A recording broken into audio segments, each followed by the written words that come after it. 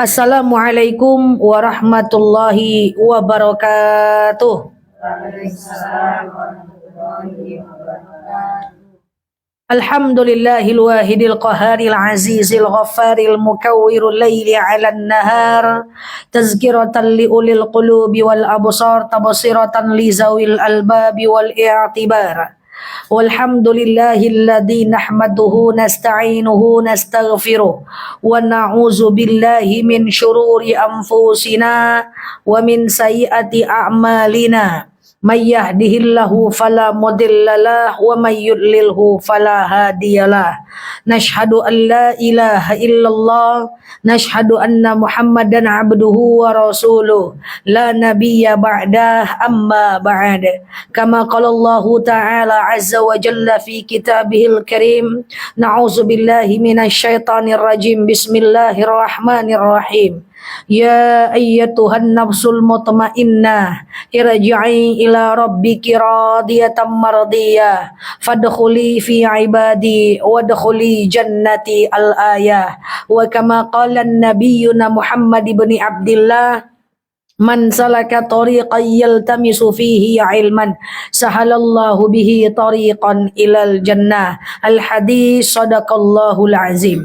Ibu-ibu jamaah Nurul Mawaddah yang saya sayangi karena Allah, alhamdulillah Allah hadirkan kita dalam majelis ini. Sebelum kita mulai kajian kita berdoa kepada Allah, semoga siapapun kita yang hadir dalam majelis ini, insya Allah Allah sehatkan badan kita, Allah kuatkan jasad kita, Allah tambah ruh keimanan kita, Allah luaskan rezeki kita, Allah angkat segala masalah kita, Allah jauhkan kita dari orang-orang zalim, Allah matikan kita dalam keadaan husnul khatimah. Amin. Allahumma amin. Selanjutnya, innallaha wa malaikatahu yusalluna 'alan nabi ya ayyuhalladzina amanu sallu 'alaihi wa sallimu taslima. Salawat salam kita hadiahkan kepada baginda Rasulullah sallallahu alaihi wasallam dengan lafaz Allahumma salli ala Muhammad wa ala ali Muhammad. Ibu-ibu yang saya sayangi karena Allah, hari ini insyaallah kita akan membahas tentang kajian hadis arba'in ya ibu-ibu ya. Hadis arba'in ini adalah kumpulan hadis sahih yang berisi prinsip-prinsip kehidupan kita. Ya, kemarin kita udah membahas yang isinya adalah sampai di mana kemarin? Oke, caranya supaya kita jauh dari neraka dan dimasukkan ke dalam surga. Kenapa dari neraka ini harus jauh? Karena neraka itu panas ya. Nah, makanya na'udzubillah, semoga kita tidak termasuk ke dalam ahlun nar. Hari ini kita membahas tentang hadis berikutnya, yaitu tentang bab zuhud dan wara'. Kita udah pernah sampaikan tentang zuhud. Kita sampaikan definisi lain sesuai dengan hadis arba'in Imam Nawawi. Kita mulai ibu-ibu ya. Baik, ibu-ibu yang saya sayangi karena Allah, pernah dengar kata-kata zuhud? Pernah dengar kata-kata zuhud? Pernah tapi lupa. Iya, pernah tapi lupa. Baik, zuhud itu artinya adalah meninggalkan. Zuhud artinya meninggalkan.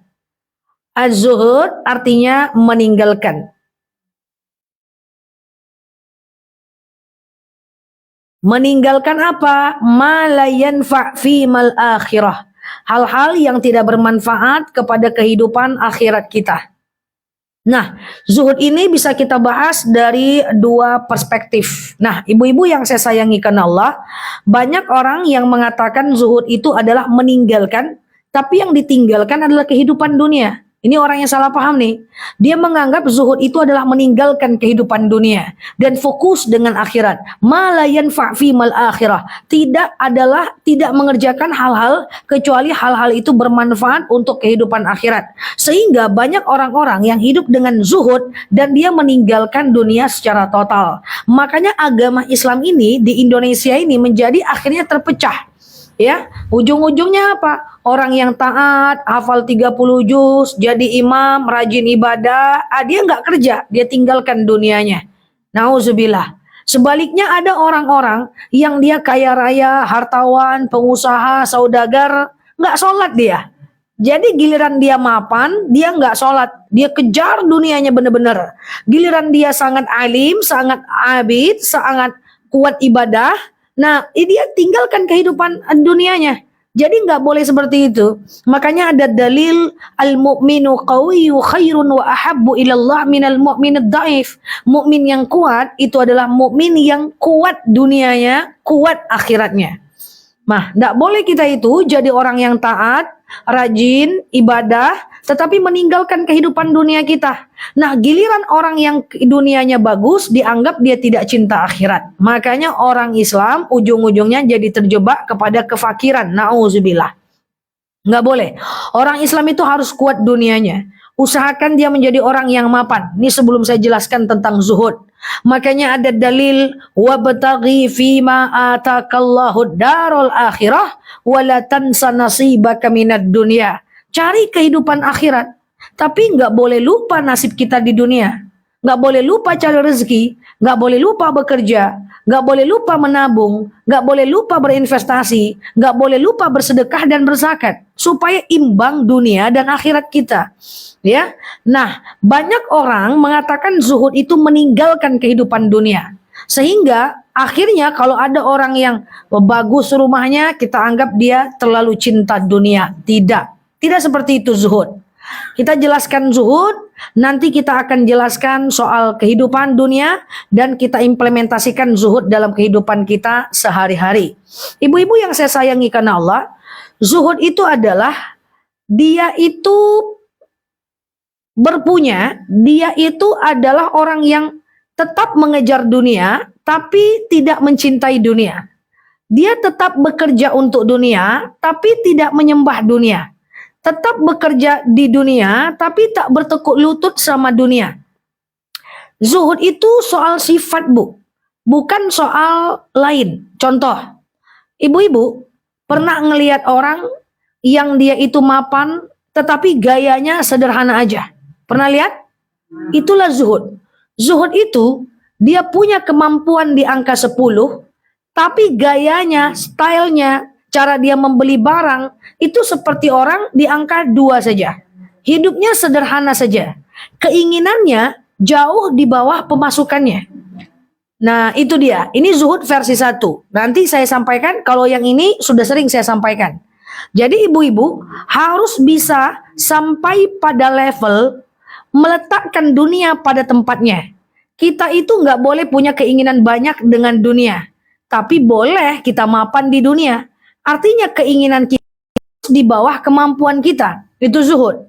Tapi ada orang yang tidak zuhud, keinginannya di atas kemampuannya. Paham ya? Nah, ini zuhud dalam hal bagaimana kita mengejar dunia. Jadi kita bukan meninggalkan dunia. Memang zuhud itu artinya meninggalkan. Tapi bukan meninggalkan dunianya. Tapi meninggalkan gaya hidup yang terlalu duniawinya. Sampai sini paham? Jadi ibu-ibu boleh cari rezeki yang banyak. Tapi tetaplah hidup seperti biasa. Tetaplah hidup seperti orang-orang yang seperti biasa. Kurangi keinginan di bawah pemasukan. Ustazah, nanti kalau saya udah mapan banget, boleh saya naikin gaya hidup? Boleh, tapi jangan lupa sedekahnya. Jangan sampai keinginan terlalu tinggi, kita terjebak kepada riba. Na'udzubillah. Nah, apa yang itu zuhud dalam hal harta. Sekarang ada zuhud dalam sikap. Sesuai dengan hadis Arba'in Nawawi yang tadi saya jelaskan. Zuhud tarku ma la yanfa', yaitu meninggalkan sesuatu yang tidak bermanfaat untuk akhirat kita. Nah, apa maksudnya? Ibu-ibu, dalam beraktivitas, kita upayakan kita bersikap zuhud. Seorang zuhud, ini adalah orang-orang yang memang apa yang dia gunakan, kalau tidak menghantarkannya kepada kebaikan, dia tidak lakukan. Saya ulangi, apa yang dia gunakan, apa yang dia kerjakan, apa yang dia lakukan, kalau tidak menghantarkan kepada kebaikan, kepada akhirat, dia tidak kerjakan. Contoh, ibu-ibu yang saya sayangi karena Allah, kenapa sufi-sufi zaman dahulu, seperti Rabi'atul Adawiyah, itu kehidupan sederhana, tapi dia taatnya luar biasa. Karena dia menganggap bahwa sungguh pun demikian, dengan kesederhanaannya bisa mengantarkannya kepada akhirat. Contoh, ibu-ibu yang saya sayangi karena Allah, aktivitas yang tidak menghantarkan kepada akhirat ditinggalkan oleh orang zuhud. Jadi dia memperkecil yang mubah. Contoh, coba kita tarik lagi rumusnya. Masih ingat? Apa itu wajib? Dikerjakan dapat pahala, ditinggalkan berdosa. Apa itu haram? Ditinggalkan berdosa. Apa itu haram? Dikerjakan berdosa, ditinggalkan Apa itu sunnah? Dikerjakan dapat pahala, ditinggalkan rugi. Apa itu makruh? Dikerjakan nggak apa-apa, tapi Allah tidak suka, ditinggalkan lebih baik. Apa itu mubah? Kosong. Dikerjakan boleh, ditinggalkan boleh. Nonton TV boleh, ditinggalkan boleh. Ngalai-ngalai, baring-baring boleh. Tapi ditinggalkan boleh, dikerjakan boleh. Dia tak berdosa kalau dikerjakan. Ke mall boleh, tak berdosa kalau dikerjakan, tak berdosa juga kalau ditinggalkan. Itu mubah. Nah, coba dilihat 3 ini. Tadi yang pertama apa? Wajib. Terus haram. Kemudian sunnah. Kemudian makruh. Kemudian sekarang di antara 5 hukum Islam ini, yang mendatangkan kepada ibadah yang mana? Wajib, sunnah. Apa lagi? Yang kok keriput kening? Kan 5 tadi hukum. Yang mendatangkan kepada yang ibadah. Tadi kan intinya zuhud itu adalah meninggalkan yang tidak menghantarkan kepada akhirat. Sekarang di antara 5 hukum Islam ini, yang mana yang mendatangkan ibadah? 1, wajib. 2, sunnah. 3, apa? Paham? Pertanyaan paham? Kenapa saya bertanya ini paham? Satu orang jawab paham cuman. Kita ingin bahas zuhud nih. Zuhud itu adalah tarku ma la yanfa' ilal akhirah, yaitu meninggalkan sesuatu yang tidak bermanfaat untuk akhirat. Berarti kita hanya melakukan sesuatu yang mendatangkan pahala doang. Iya toh? Nah, di antara 5 ini apa saja yang mendatangkan pahala? 1, wajib. 2, sunnah. 3,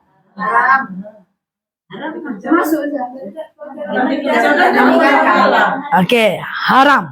Haram bisa jadi ibadah, tapi bukan kalau mengerjakan, kalau meninggalkan. Saya ambil contoh. Bu, kita nih hidup, kerjakan yang wajib, banyak-banyakkan yang sunnah. Orang zuhud, dia mengerjakan mubah, dia kurangi. Ya, sebelum saya jelaskan yang haram tadi. Jadi kita fokus mengerjakan yang wajib, meninggalkan yang haram, memperbanyak yang sunnah. Karena meninggalkan yang haram dapat pahala. Contoh kita bahas dari yang haram. Misalnya na'udzubillah, ibu lagi duduk sama teman yang gosip. Dia gosip. Lalu ibu tinggalkan dia, ibu cari aktivitas lain. Ibu tahu itu gosip, ibu tinggalkan. Meninggalkan ini nggak mubah. Meninggalkan ini tidak mubah. Meninggalkan itu dapat pahala. Karena menjauhi yang haram dapat pahala. Itu ibadah, Bu. Oke? Ayo sering-sering lah hindarin orang gosip. Banyak pahala. Bisa nggak orang gosip dijadikan ajang kita untuk beribadah? Bisa, tinggalkan. Contoh misalnya kita lapar nih. Kita pengen nyuri. Tapi nggak jadi. Nggak boleh. Ini haram. Kita tinggalkan. Ketika proses meninggalkan itu, kita dapat pahala. Gitu. Misalnya ibu-ibu yang saya sayangi karena Allah, kita tahu bahwa misalnya joget-joget di depan umum itu nggak boleh. Ya, menampakkan lekuk tubuh di hadapan laki-laki nggak boleh. Ibu lagi jalan santai sama teman-teman. Rupanya satu orang iseng, dihidupkannya musik bergoyang dia di jalan di Ponegoro. Ibu bilang, aku pulang aja lah. Kalian ini tak apa-apa aja mah. Pulang ibu tuh dapat pahala karena meninggalkan yang haram. Paham? Banyak kan ilmu yang kita dapat baru, contohnya Ustazah, apa hukumnya pakai bigen selain warna hitam? Kan katanya boleh. Saya bilang oke, boleh selain warna hitam, tapi nggak boleh yang nutupin rambut. Dia harus yang masuk ke dalam rambut. Kalau nutupin rambut itu nggak boleh, dia harus masuk ke dalam rambut. Akhirnya ibu tadinya yang mau bigen nggak jadi, padahal pengen tuh dapat pahala tuh. Atau misalnya rambut ibu udah bebigen, udah sampai ke sini, masih ada sisa segini, ibu potong. Ibu meninggalkan yang haram, itu dapat pahala tuh. Jadi meninggalkan yang haram itu bagian dari ibadah. Nauzubillah ya. Misalnya nih ada teman ibu cowok, ibu udah punya suami, lagi apa dek? Udah makan belum? Ingat nggak dek? Dulu kita gini-gini, apalah bang? Lalu kita misalnya tidak balas dia. Atau misalnya kalau dia udah keseringan ganggu kita blokir dia. Karena hubungan dengan lawan jenis lagi apa, di mana, udah makan belum, itu jinsiah. Itu haram, kita tinggalkan itu dapat pahala. Jadi orang-orang yang zuhud, dia tegas menghilangkan, dia tegas untuk meninggalkan yang haram. Karena dia tahu saat dia meninggalkan yang haram, dia dapat pahala. Oke, misalnya nih, kita mau makan di rumah makan, tahu misalnya dia ternyata ada masak BABI juga di situ gitu kan. Lalu ibu tinggalkan. Ternyata salah nih rumah makannya. Lalu ibu tinggalkan. Meninggalkan itu dapat pahala. Jadi meninggalkan yang haram itu bagian dari kezuhudan. Oke? Kalau mau jadi orang zuhud, bergeraklah dalam 3 hal ini. Pertama, tinggalkan yang haram. Orang yang sifat zuhud tidak mau mengerjakan hal yang tidak bermanfaat untuk akhiratnya. Saya ulang, orang yang zuhud tidak mau mengerjakan hal yang tidak membawa manfaat untuk akhiratnya. Semua hidup dia ini tabungan pahala untuk investasinya di hari akhirat. Kita ini investasi, banyak jamaah saya rumah kos-kosan, 100 petak, rumah kontrakan, fokus dengan investasi dunia, tapi lupa fokus investasi akhirat. Jadi ingat, Ustazah, saya dikelilingi oleh teman-teman ribah. Bisa kita jadikan pahala kalau kita menghindarkannya. Ya, kita pergi dapat pahala. Atau kita kemudian sampaikan bahwa dia tidak boleh melakukan itu, dapat pahala wajib pula. Dakwah. Oke? Yang kedua, melakukan yang wajib. Orang yang zuhud, dia senantiasa tidak pernah meninggalkan yang wajib. Yang wajib ini sudah sering saya jelaskan terakhir di rumah Kak Leni. Dia tidak meninggalkan sholat 5 waktu. Yang wajib itu kan sedikit. Kemudian dia tidak meninggalkan yang namanya puasa Ramadan. Kalaupun dia tinggalkan, ya dia ganti. Dia tidak meninggalkan zakat. Zakat penghasilannya minimal 7 juta sebulan. Zakat emasnya, kalau emasnya udah 85 gram, dia keluarkan setiap tahun. Ya, zakat penghasilannya, zakat dia keluarkan zakatnya. Dia kerjakan yang wajib. Kalau dia mampu, dia berkurban. Ya, kalau dia mampu, dia berangkat haji. Nah, dia kerjakan yang wajib. Pertama, orang yang zuhud, sanggup dia tegas menghilangkan yang haram. Kedua, sanggup dia mengerjakan yang wajib. Karena dia tahu itu bermanfaat untuk akhiratnya dia. Dan kemudian yang ketiga, terakhir sebelum kita lanjut, orang yang zuhud, dia sanggup memperbanyak ibadah sunnahnya. Ya, dia sanggup memperbanyak entah sholat sunnah, entah puasa sunnah, entah sedekah subuh, entah dia wakaf, entah dia hibah, entah dia ibadah sunnah, puasa-puasa sunnah lainnya. Nah, cobalah bayangkan ibu-ibu, kalau setiap yang haram kita tegas menolaknya. Kalau setiap yang wajib kita jelas sekali untuk melakukannya. Dan yang sunnah kita banyakkan. Ya, insya Allah kita punya sifat zuhud.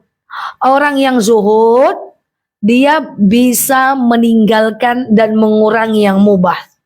Ya, jadi ibu izin kalau ada jemaah Nurul Mawaddah nonton film sampai 2 jam, film Suara Hati Istri, film Ikatan Cinta sampai 2 jam, film drama Korea, itu kan tidak bermanfaat untuk akhirat dong. Paham gak maksudnya ini? Dia tinggalkan itu. Orang zuhud gak ada ceritanya itu. Drakor. Karena dia tidak bermanfaatkan untuk akhiratnya. 2 jam itu waktu loh. Itu kalau dibawa baca Quran udah 5 juz loh. Itu kalau dibawa ngafal tarjim udah dari salam, udah dari udah 10, udah 2 surat loh itu. Ya, 2 jam itu bermanfaat. Bagi saya 1 jam itu aja saya bisa lakukan banyak hal banget. Cuman 1 jam atau 40 menit aja. Ya, kalau ada teman-teman saya suka bilang kayak gini, Nel, aku ngerjain penelitian. Kami masuk kantor misalnya dia masuk kantor misalnya jam 10. Jam 8 dia bangun, baru terbangun jam 8. Penelitian kamu gimana? Belum lagi Nel, udah nanggung nih, udah sampai udah entar lagi aku mau masuk kantornya. Nanggung aku mau ngerjakan. 2 jam itulah sampai ke Rantau Berangin tulah. Waktu itu. Cuman dia tak mau memulainya. Nggak mau dia buka laptopnya. Nah, ini anak-anak ibu yang kuliah-kuliah gitulah anak muda itu. Padahal 2 jam itu waktu banyak sekali. Dibawa baca Quran udah 5 juz itu, lebih lah itu. Dibawa ngafal udah berapa banyak itu. Dibawa nulis udah berapa banyak itu. Saya bilang, 2 jam itu udah sampai kamu jalan ke Rantau Berangin tuh. Iya juga ya Nel, kata dia. Jadi kalau udah nanggung katanya, dia nggak kerjain. Ini kan mindset ini. Coba lah ibu nonton drakor sampai 3 jam. Kalau dibawa sholawat udah berapa puluh ribu sholawat itu. Ya, ustazah hidup ini kan nggak melulu soal sholawat. Iya, nggak melulu soal ibadah. Tapi ingat, orang yang zuhud, mubahnya tuh dia kurangin. Sisa waktu aja. Iya kan? Nah, misalnya dia nonton juga lah. Nonton film Ipar Maut misalnya kan. Oh ini ada nih ustazah, ini filmnya mantap nih, supaya aku hati-hati sama iparku. Nonton lah, tapi jangan tiap hari lah nonton Ipar Maut, besok lagi ponakan maut. Iya kan, siapalah maut semua. Membawa maut semua. Tapi jangan tiap hari. Kalau tiap hari kita nggak bisa mencapai zuhud. Jadi kalau kita mau melakukan sesuatu itu cari tahu dulu. Ini apa efeknya untuk akhirat saya ini ya. Dan pastikan 24 jam kehidupan kita itu berefek untuk akhirat kita. Kan nabung besti, nabung amal. Apa? Kalau mengaji itu rasanya lama. Coba. Nanti dunia kita terlupakan gimana? Tidak disuruh melupakan dunia. Kerjakan dunia, tapi nggak boleh cinta sama dunia. Kerjalah. Kerjalah ibu mau kerja, mau buka bisnis, mau jualan bakso goreng, bakso bakar, nggak masalah. Kan ujung-ujungnya dia menghasilkan uang, betul? Dari uang itu, apakah benar kata orang uang itu nggak bisa dibawa mati? Uang itu bisa dibawa mati. Dia uang itu bu, bukan nggak boleh ngerjain dunia ya bu. Boleh, dunianya harus kuat lah. Ya, uang itu ibarat kaca pembesar. Uang itu bu, ibarat kaca pembesar bu. Uang itu cerminan diri kita. Orang yang sombong dengan banyak uang akan semakin sombong, betul? Orang yang dermawan dengan banyak uang akan semakin dermawan.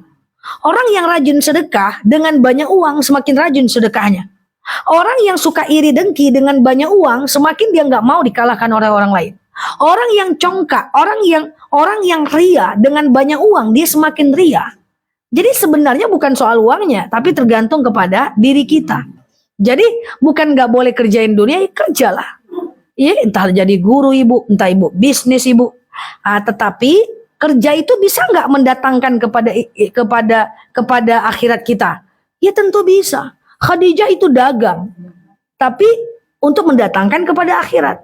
Uang itu bisa dibawa mati kok, nggak ada masalah. Uang diganti dalam bentuk sedekah, ngidupin anak istri, ngidupin anak, itu kan sedekah. Kalau diniatkan karena Allah. Jadi bukan berarti zikir 24 jam bu, karena saya pun tak melakukan itu. Ya, artinya apa? Zuhud ini adalah kita tidak meninggalkan kehidupan dunia.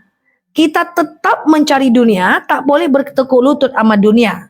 Dan ingat, orang-orang zuhud bukan tidak boleh mengerjakan yang mubah, tapi kalaupun boleh, di sisa waktu saja. Paham nih? Misalnya sisa waktulah bu. Misalnya nih kita kerja, kita juga beribadah, kayak gitu ya. Apakah saya tak nongkrong-nongkrong? Anak muda juga sini. Saya nongkrong juga sama teman-teman saya. Tapi di sisa waktu saja. Ibu-ibu nongkrong juga pasti? Oh, slebeo, ya kan? Boleh nongkrong, silaturahmi di situ. Nongki juga lah ya kan. Nah, tapi kalau dia tiap hari kebanyakan nggak yang mubahnya. Kebanyakan ada orang pagi ke mall, siang beli baju, sore caliak-caliak, malam lalu-lalu. Besok pagi ke mall lagi, besok lagi ngango-ngango lagi, besok pagi ngopi-ngopi lagi.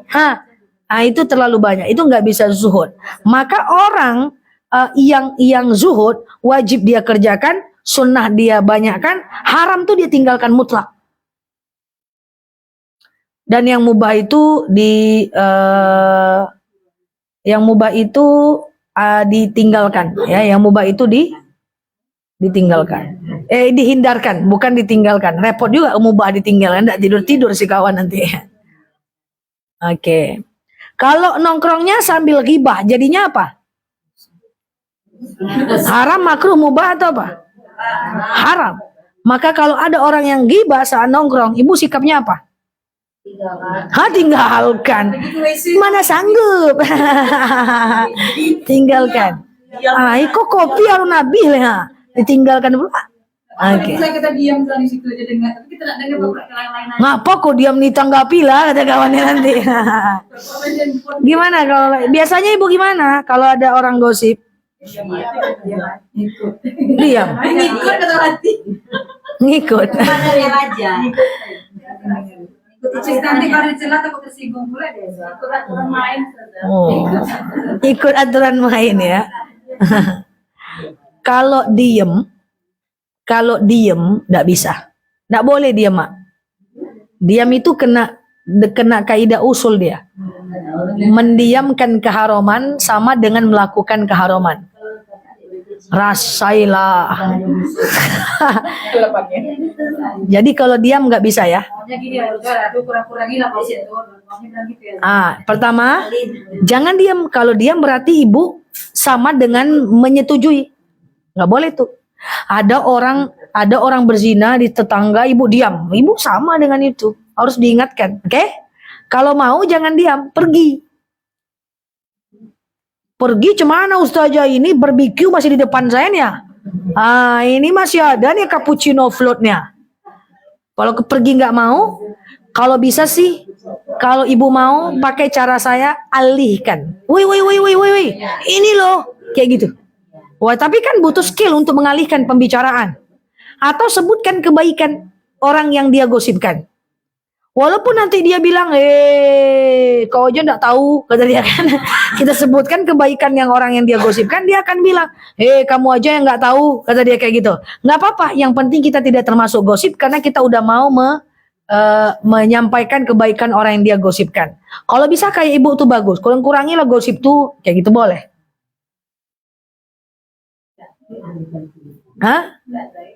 Nggak ada gitu dah.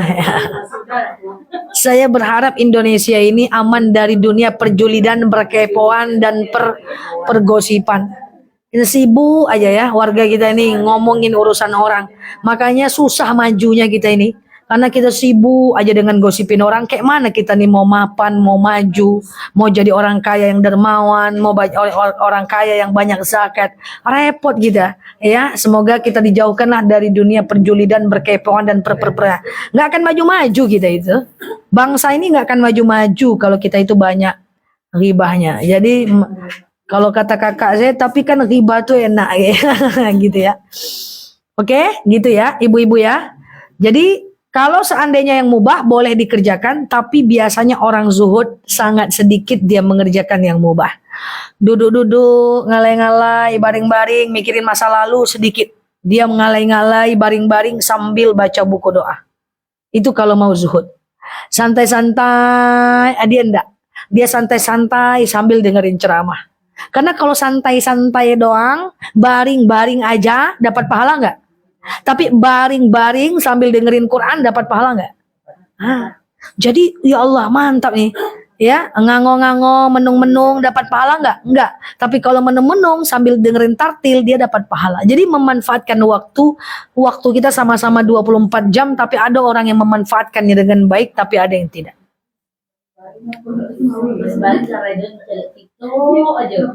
Baring-baring cari TikTok aja. Masuk keranjang. Astagfirullah. Di keranjang. Di keranjangan. Yang di keranjangan carilah keranjang-keranjang yang bermanfaat untuk menunjang akhirat kita. Kan enggak harus baju ke baju yang dikeranjangin doh. Sepatu ya kan. Tas saja. Kan banyak yang mau dikeranjangin yang mengantarkan kepada ibadah, entah buku, entah Quran, entah zikir, entah apalah namanya. Jadi jangan sia-sia sepatu ya. Itu kan marah sama saya enggak? Ya. Beli sesuatu yang menghantarkan kepada kebaikan. Belilah ya, jangan terbalik-balik ya. Yang mengantarkan kepada kebaikan istikharah pula dia dulu kan. Sementara baju tak pakai istikharah. Kan repot kita. Istikharah 3 kali. Oke. Oh ini korban keranjang juga ya. Siap. Korban TikTok. Ya jadi Menung-menung tak dapat pahala. Ya, tapi menung-menung, tapi kalau dia sambil zikir boleh. Beli barang boleh COD, pastikan barang yang kita beli mendatangkan kepada kebaikan atau kita pakai dan bermanfaat. Saya suka ngeledek teman saya yang suka bilang bajunya nggak bagus. Ih, nggak bagus ini doh, padahal dia yang beli. Udah belinya mahal-mahal, pas mau pergi nggak bagus doh, padahal dia yang beli. Coba bayangkan. Nah, ya kan? Oke, lanjut ya. Tadi zuhud, udah paham zuhud? Kejar dunia tapi nggak boleh cinta kepada dunia. Yang kedua, zuhud itu adalah meninggalkan semua perkara yang tidak menghantarkan kepada ibadah. Rumah tangga saja boleh diberhentiin kalau tidak mendatangkan kepada ibadah. Apalagi cuman barang, apalagi cuman orang, apalagi cuman kawan. Kawan tidak menghantarkan kepada kebaikan, jangan dekat-dekat kali. Kalau dekat dia kita asih bergosip aja, dekat dia kita asih ngomongin orang aja, maka usahakan kurangi urusan dengan dia, karena nih kawan tidak menghantarkan kepada ibadah. Rumah tangga, kalau tak menghantarkan kepada ibadah, nggak masalah. Suami tak menafkahi, istri tidak melayani, caci maki, hina menghina, perselingkuhan, ya berantem, berantuk, nggak fokus ibadah, nggak fokus belajar, boleh ditinggalkan. Karena nikah itu untuk ibadah. Kalau nikah tidak mendatangkan kepada ibadah, boleh kok. Ya, selagi kita setelah itu sambil memperbaiki diri untuk mendatangkan kepada ibadah. Teman, barang, suami, atau apapun. Kalau tidak mengantarkan kepada ibadah, jangan dikerjakan. Itu prinsip hidup kita. Oke? Lah. Apa kita ketawa? Oke, amin ya. Nah, jangan terbayang lah ninggalin suami. Ya, abang ini tak mengantarkan kepada ibadah. Kata Ustazah Nela, selesaikan. Oke.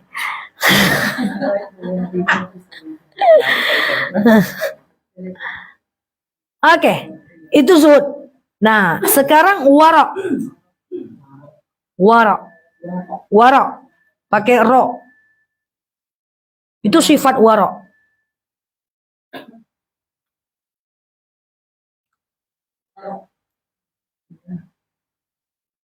Zuhud meninggalkan yang tidak menghantarkan kepada akhirat kita.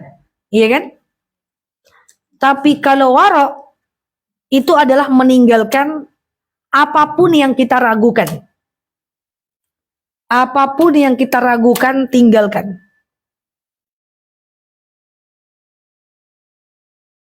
Saya akan jelaskan contoh-contohnya.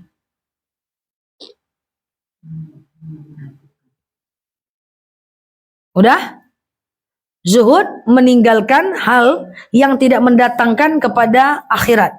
Wara meninggalkan hal yang kita belum tahu hukumnya, garis miring kita ragukan. Bu, jangan lakukan sesuatu kalau belum tahu hukumnya. Nggak boleh. Atau jangan kerjakan sesuatu yang kita ragu. Dalam hal apapun, jangankan ragu kepada sebuah hukum, ragu kepada yang mubah aja nggak boleh kita kerjakan. Contoh nih, ragu yang mubah aja dulu. Makan bakso boleh? Mubah? Boleh? Bukan. Makan bakso apakah mubah?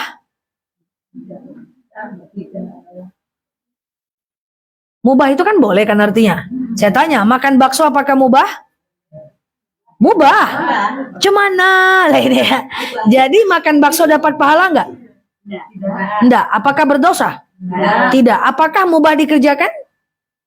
Mubah, kan gitu kan? Mubah dikerjakan. Tapi kalau kita ragu, jam 2 siang kita ragu, aku jam 3 nih makan bakso enggak ya? Makan bakso enggak ya? Makan bakso enggak ya? Ragu aku. Kayak gitu. Kan ada kayak gitu ya? Jangan kerjakan. Karena biasanya mengerjakan yang ragu akan mendatangkan kemudorotan. Itu dalam hal yang mubah. Oke? Itu mubah itu.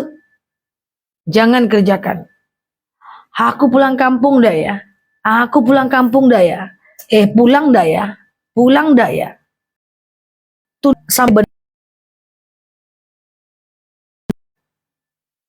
Contoh, jangan pernah beli barang kalau masih ragu.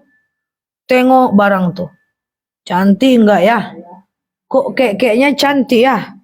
Nggak terlalu cantik sih, tapi promo pula. Beli nggak ya? Beli nggak ya? Bertanya lo ke kawan, Bu Dina, beli nggak ya Bu? Uang dia nanyanya ke orang. Bu Dina bilang, beli. Beli nggak ya? Jangan. Pikir dulu, tunda dulu, sampai kita yakin kita baru beli. Bisa seminggu, bisa 2 minggu, bisa 3 minggu.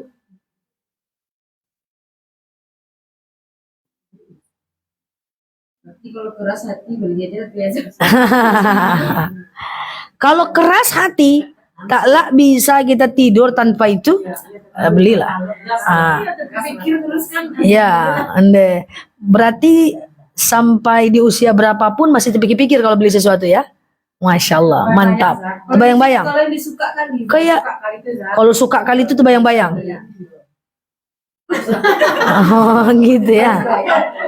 Oke. Contoh mau beli apa tuh coba kira-kira? Beli baju, tas. Oh iya. Saya dulu masa muda gitu juga sih. Pengen apa-apa tuh harus gitu ya. Waktu dulu lah. Nah kalau sekarang itu udah bisa berpikir, terpakai nggak ya, terpakai nggak ya. Tengok tas, oh masih ada dan masih sangat bagus. Ya udah bisa dipikir. Tapi kalau pengen banget, uangnya ada, belilah. Kok boleh beli saja? Itu membeli kebahagiaan. Tapi harus dipakai. Kalau nggak dipakai mubazir, dosa. Kalau dikasih kawan nggak pakai lah. Dikasih kawan nggak dipakai-pakai, kasih lagi sama orang, Mbak. Iya, nggak boleh. Kita punya barang yang nggak kita pakai.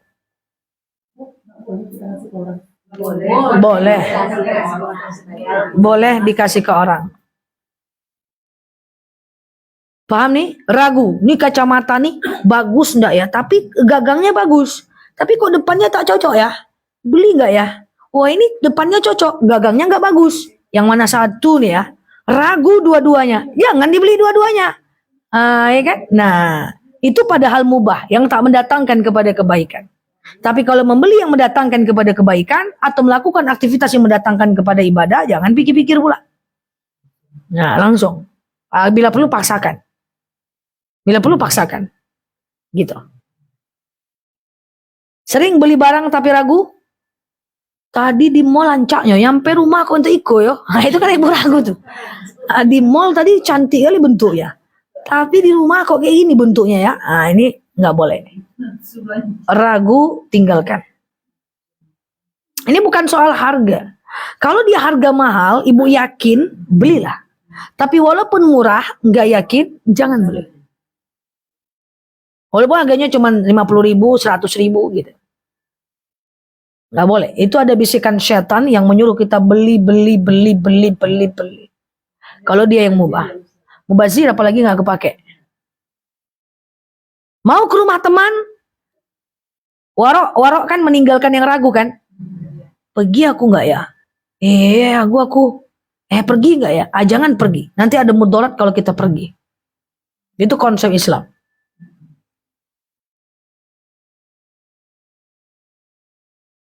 Pernah ragu? Sering ya? Kapasan ndak iyo? Nggak boleh pergi. Ya itu nggak boleh pergi. Ke pasar nggak ya? Nggak boleh pergi. Warok. Da' ma yaribuka illa ma la yaribuka fa inna sidqu tuma'ninah wal kadzibatu dzibah. Kalau ragu tinggalkan. Fa inna sidqu tuma'ninah. Ya lakukan yang yakin maka dia akan menenangkan hati.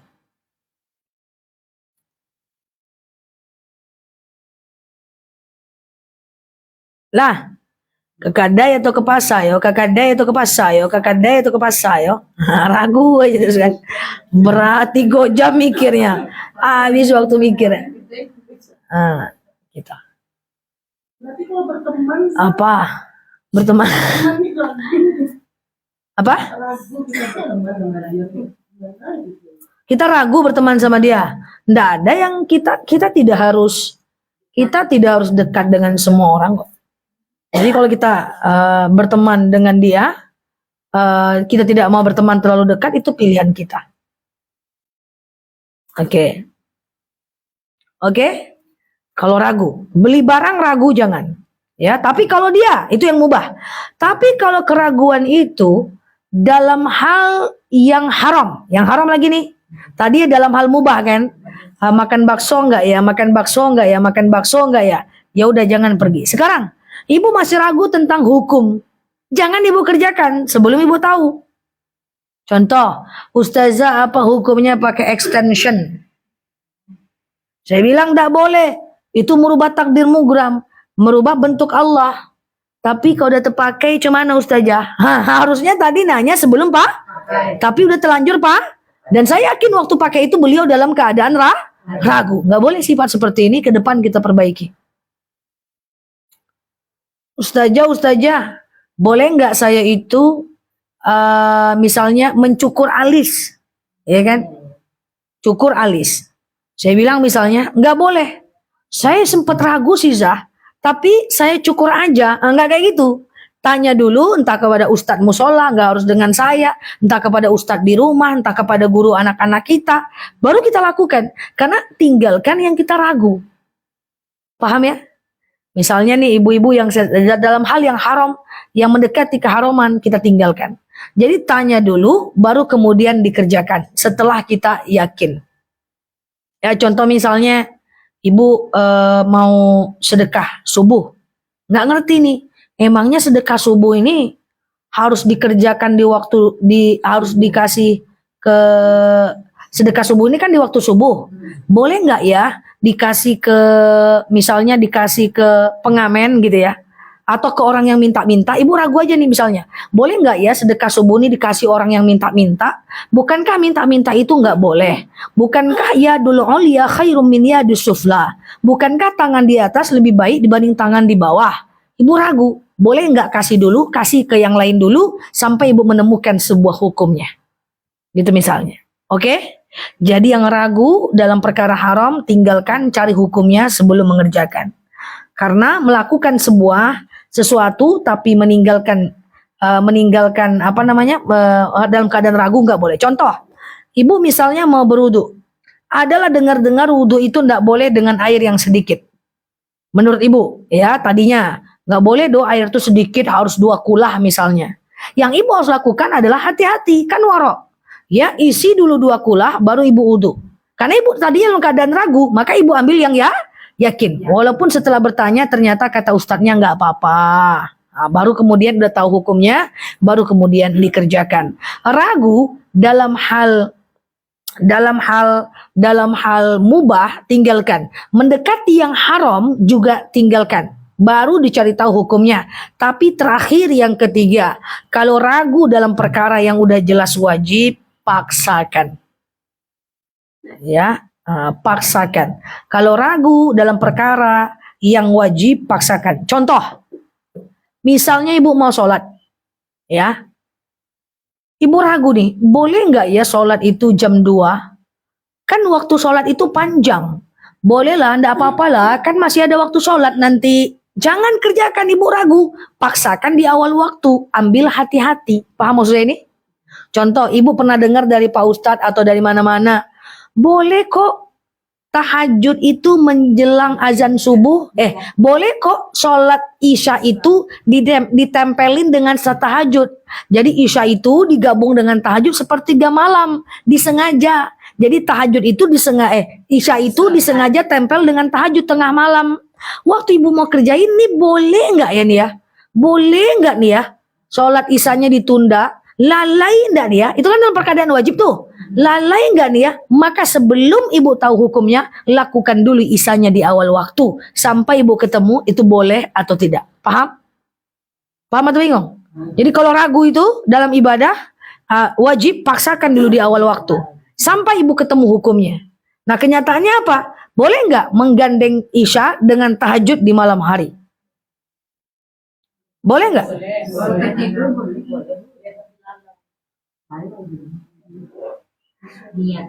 Secara hukum boleh, karena isya itu waktunya sampai azan subuh. Tapi takutnya termasuk orang yang lalai, dan bukan takut lalai aja, takut ketiduran. Karena tabiat sholat isya itu adalah di awal waktu. Tabiat sholat fardu itu kan di awal waktu. Sementara tabiat sholat tahajud itu di akhir waktu. Jadi kalau bisa jangan dilakukan kecuali ketiduran. Baik kan ragu tuh. Ini boleh nggak ya? Boleh nggak ya? Paksakan dulu kerjakan di awal waktu. Kayak gitu. Kalau yang lain ragu, jangan kerjakan dulu.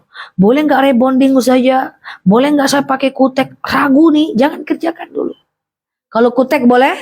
Boleh. Tetapi pas wudhu dicabut. Oh saya mau lahiran nih Ustazah, saya mau lahiran, boleh nggak bidannya cowok ya? Boleh nggak bidannya cowok ya? Dibilang oleh ustadznya, selagi masih ada cewek, karena itu bukan darurat. Anak saya udah lahir 4 Ustazah dengan bidan cowok, nggak kayak gitu, itu nggak warok namanya. Iya kan, tanya dulu sebelum pergi ke bidan, gitu loh. Rupanya lampe anaknya baru aja bertanya. Hah? Kalau dulu beda, itu doruriah, satu kampung satu cuman bidan, laki-laki pula. Oh sekarang kan banyak, ya. Anak saya udah 4 saja, semua laki-laki gitu ya kan. Nah, kan terlambat tuh dia bertanya. Kalau mau warok sebelum lahiran tuh dia tanya, gitu loh. Tapi kalau nyamannya sama dokter laki gimana? Islam itu bukan nyaman nggak nyaman. Nyaman sama dokter laki-laki gimana? Islam Konsultasinya bagus. konsultasi atau lahiran? Lahiran kalau bisa perempuan.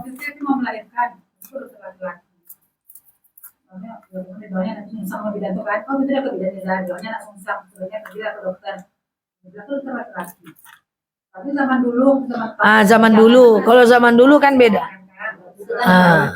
belum udah tahu udah apa-apa. Iya. Kita belum jumpa waktu itu ya. Saya pula, saya belum lahir soalnya. Waktu ibu lahiran mungkin saya masih kecil ya. Apalagi Saya kan sering bersedekah. Suami saya dia nggak suka saya bersedekah, dilarang saya bersedekah. Tahu ya. Jadi saya ikut cemas lah Ustazah. Boleh pergi makan ada pengamen atau ada pengemis. Kan suka kasihan. Saya kasih, tapi dimarahin tuh saya habis tuh. Minta doang, malas katanya. Nanti ada organisasinya tuh ada juga. oh ya. Terorganisir. Cara pertama, uangnya uang suami. Iya. Cara pertama, coba bilang sama suaminya, Bang, soal dia minta-minta, soal dia ternyata orang kaya, itu urusan dia dengan Allah. Sedekah kita tetap dapat pahala, Bang. Pasti suaminya bakal ngomong, macam ustazah kau nih dek. Jadi mindset sedekah tuh nggak gitu. Ada orang yang sedekah kayak gini, ragu dia. Saya mau ngasih teman saya uang saja bulan depan 500.000. Dipikir-pikir, digoda oleh setan. Kasih ndak ya, kasih ndak ya, kasih ndak ya. Ndak usah lagi dia jahat, ndak jadi ibu kasih. Akan ada alasan kita untuk tak jadi bersedekah. Datang orang-orang di rumah kita, Bu, minta uang untuk pesantren, minta uang untuk pesantren Bukit Tinggi. Antai yo tanda stempel bisa dibuat yo, ndak jadi kita sedekah. Nengok pengemis-pengemis, kan tangan di atas lebih baik daripada tangan di bawah, nggak jadi lagi kita sedekah. Ya. Tapi apakah pengemis itu tidak boleh kita sedekahi?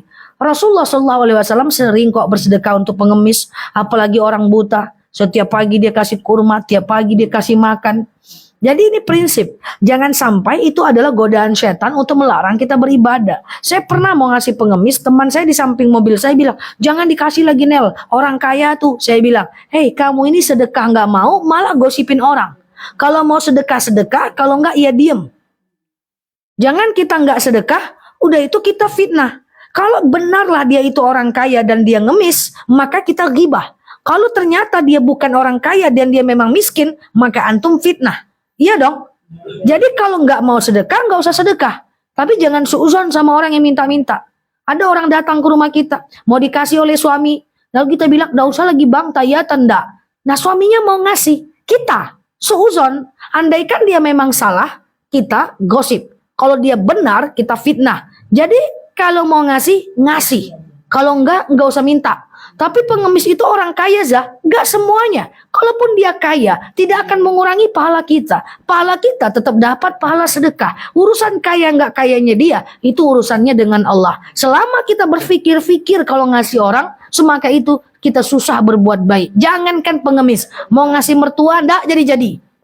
Mau kasihlah, jangan lagi dia jahat, nggak jadi, ya kan? Jadi itulah ya, saya khawatir itu menyebabkan cara supaya kita tidak mau bersedekah. Bilang sama abangnya, bang, kayu atau ndaknya itu urusannya bang, yang penting wak sedekah. Kalau enggak, ya udah kita diam. Gitu ya. Jadi mulai hari ini sedekah jangan mikir-mikir. Maksudnya jangan suuzon gitu loh. Belum sedekah kita udah suuzon.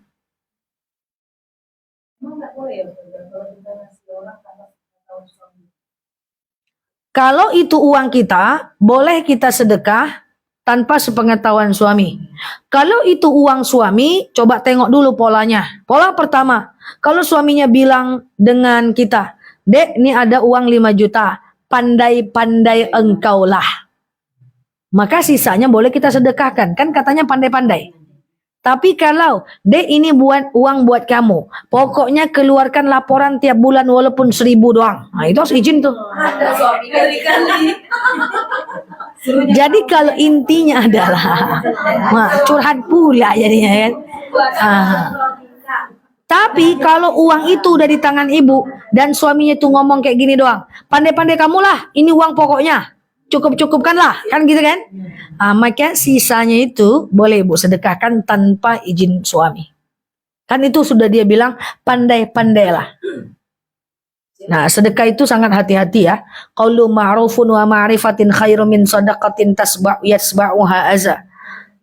Sedekah, tidak usah sedekah, jauh lebih baik dibanding sedekah tapi nyebut-nyebut. Kadang-kadang kita sedekah sama teman, sedekah. Suatu ketika kita butuh bantuan dia nggak ada. Waktu dia nggak ada, apa kata kita? Dulu aku kasih dia terus, aku bantu terus. Sekarang aku minta bantu entah kemana dia. Di detik itu juga hilang pahala. Nah itu warok ya.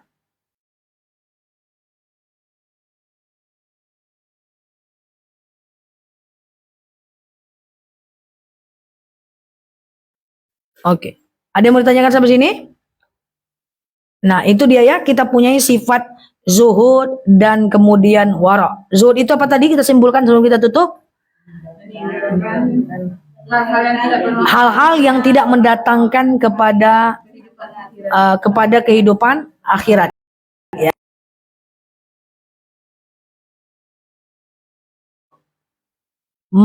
Meninggalkan sesuatu yang kita ragu hukumnya, ya.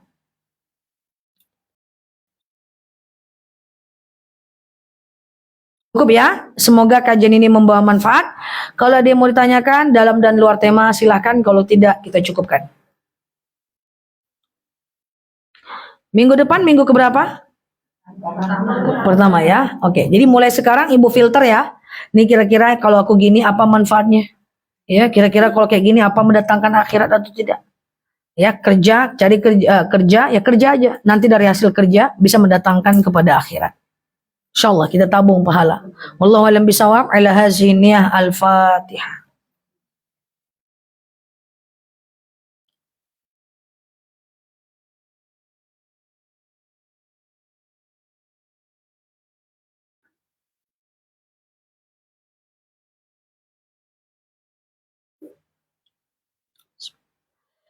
Amin ya Allah, amin ya Rahman, amin amin ya mujibah sa'ilin. Allahumma salli ala Sayyidina Muhammad wa ala ali Muhammad. Allahumma inna nas'aluka ridhaka wal jannah, na'udzubika min sakhatika wan nar. Allahumma inna nas'aluka salamatan fi dinina, afiatan fi jasadina, ziyadatan fi ilmina, barakatan fi rizkina, taubatan qablal maus, rahmatan indal maus, maghfiratan ba'dal maus. Allahumma hawin alaina fi sakaratil maus, najata minan nari wal afwa indal hisab.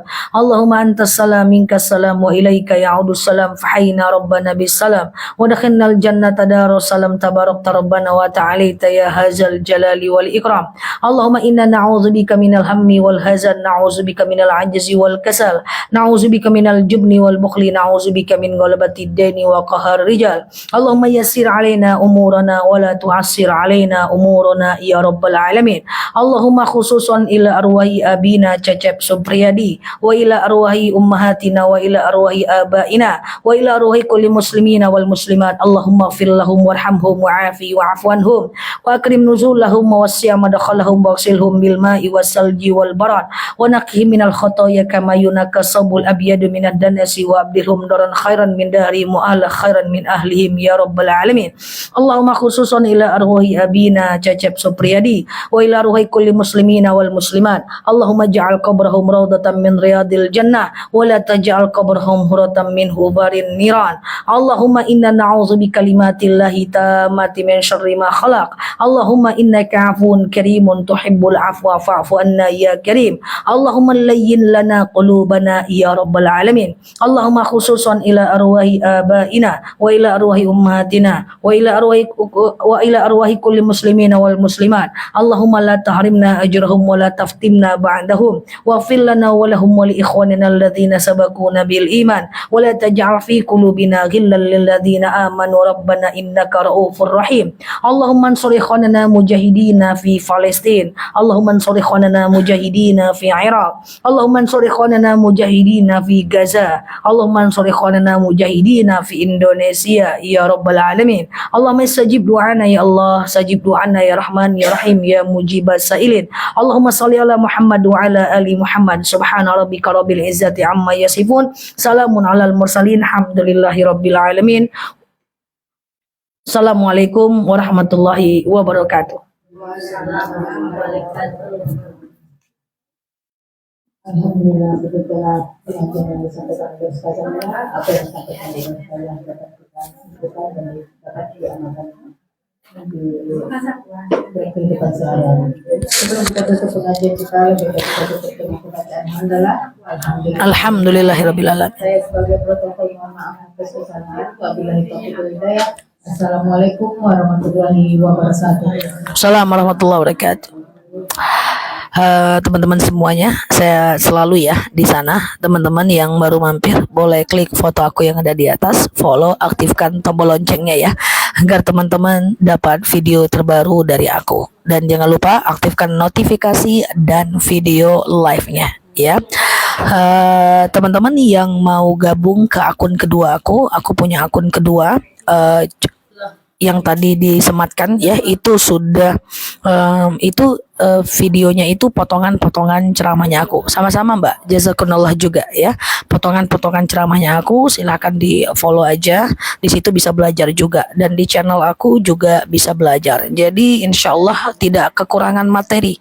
Teman-teman semuanya sudah dapat materi banyak di video di akun pertama aku. Di akun kedua aku juga akan aku upload secara aktif cuplikan-cuplikan dakwahnya, dan kemudian bisa juga di channel aku. Teman-teman boleh ke channel ya.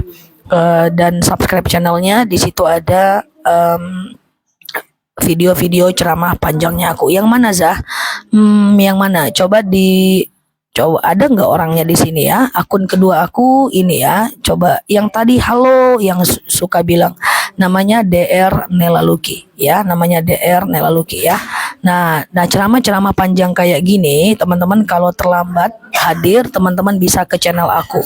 Di channel itu ceramah-ceramah panjang kayak gini aku rekam ya, dan kemudian aku masukkan ke channel aku ya, teman-teman ya. Iya gitu. Oke, sehat selalu ya teman-teman di sana.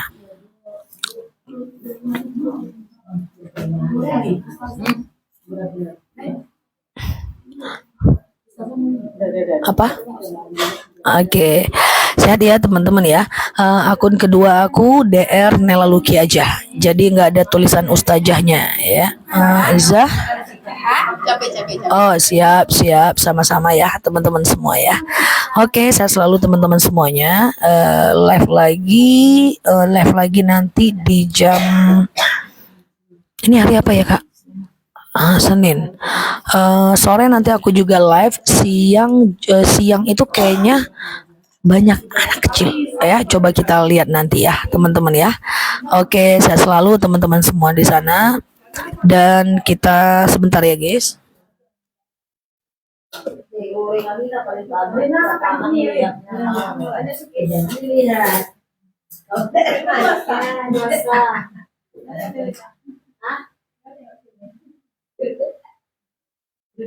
Oke ya, Mbak Caci semuanya sehat selalu ya teman-teman semuanya. Terus aku mau ngomong apa tadi? Aku lupa loh. Ada yang mau aku omongin nih sama teman-teman, tapi lupa nih ya. Banyak agendanya. Iya siap ya teman-teman ya. Dan terima kasih buat teman-teman yang sudah hadir ke kanal jam tayang. Oh jam tayang apa? Jam tayang channelnya. Channelnya tayang tiap malam ya teman-teman ya, tiap malam. Dan apa zah itulah aku lupa Mbak Eli. Buat Viti siap. Aku Pekanbaru teman-teman. Live. Oke, live nanti siang itu kemungkinan banyak anak-anak sih karena acaranya di rumah. Sore nanti semoga aku bisa live ya, teman-teman ya. Oke. Nah, ini akun kedua aku nih, teman-teman. Ustazah bukan Ustazah, itu yang oranye itu. DR Nela Luki. Halo, live tanya jawab online setiap jam 8 lagi jam 8. Itu fotonya mirip aku sih, guys. Ya waktu aku usia masih muda lah itu ya kan. Teman-teman follow aja itu yang aku sematkan ya. Oke, sehat selalu ya teman-teman. Kita tutup dulu ya. Subhanakallahumma wa bihamdika. Mirip-mirip aku ya. Itu kayaknya foto aku ya, foto KTP. Akun kedua aku nggak ada lah foto yang bagus ah. Iya. Oh gini. Ya biasa lah guys, faktor usia jadi tidak hobi berfoto ya. Takut ada yang baper kalau banyak foto beredar. Ganti zat. Astagfirullah, nggak miring. Biar aku bisa ngeledekin yang miring-miring fotonya, ya kan? Begini aja. Nggak ada fotoku yang berkualitas, guys. Nah, ini dia ya, guys. Ini dia. Follow akun kedua aku ya, katanya. Oke ya. Kalau itu videonya video potongan ceramah. Ya, siap ya sama-sama. Cari ya foto yang lurus, Mbak, supaya bisa ngeledekin yang foto-foto miring. Kan gitu, guys. Oke. Ya, siap Mbak Anik. Ya, terima kasih ya, teman-teman ya. Oke, nanti yang akun pertama, akun kedua semuanya punya aku yang kelola ya. Aku yang ini ya. Jadi aku bisa baca semuanya insyaallah.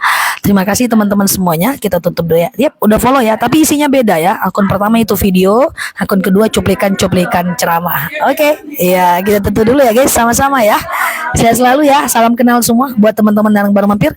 Di akun ini sudah ada 2000 video. Silahkan teman-teman lihat untuk belajar 2000 video itu. Semoga bermanfaat untuk teman-teman semuanya ya. Terima kasih. Subhanakallahumma wa bihamdika nasyhadu alla ilaha illa anta nastaghfiruka wa natubu ilaih. Nela Luki di sini sampai paham. Assalamualaikum warahmatullahi wabarakatuh. Bye bye. Iya, lumayan lah akun keduanya untuk lihat-lihat cuplikan dakwah ya kan. Lagi ceramah ya kan. Iya, fotonya kayak itu ya. Kayak foto KTP. Oke, sehat ya saudara ya. Tuh aku kalau dimintain foto oleh panitia kalau lagi dakwah aku bingung guys, apalah foto yang nggak ada foto di handphoneku itu. Malah kata teman-teman foto aku yang banyak di handphone teman-teman ya. Oke, sehat ya. Assalamualaikum warahmatullahi wabarakatuh. Bye bye, makasih ya. Oke, aku tutup ya teman-teman ya. Oke, bye bye. Kasih ya. Aku udah salam belum ya? Udah ya. Bye bye. Makasih.